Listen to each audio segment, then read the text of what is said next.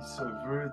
Bon, l'étoiline a été développée par Sensei Yamamoto, qui était une dame presque non-voyante, qui était beaucoup dans l'élan de la macrobiotique, la tradition macrobiotique.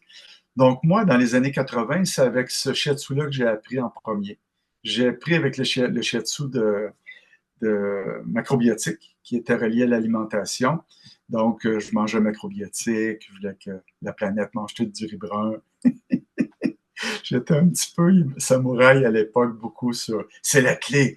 Si tout le monde mange du riz, on va y réussir, tu sais. Bon, ça n'a pas été ça, mais j'ai appris tellement. J'ai appris le shiatsu de Yamamoto. Et dans le shiatsu de Yamamoto, il y avait l'application des méridiens yin.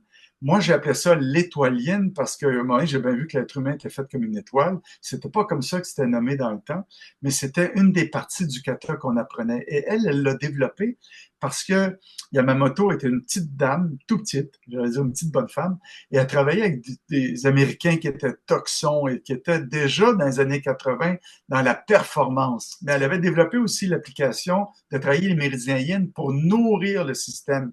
Parce que ça rendait compte que derrière ces mecs qui étaient costauds et qui étaient de façon externe très forts, à l'intérieur, leur organe était complètement beaucoup de viande, beaucoup d'alcool, beaucoup de sucre, beaucoup.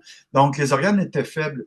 Et elle a développé ce shiatsu-là pour calmer le pompon de ces gens-là qui étaient extrêmement yang, mais en même temps nourrir l'énergie derrière.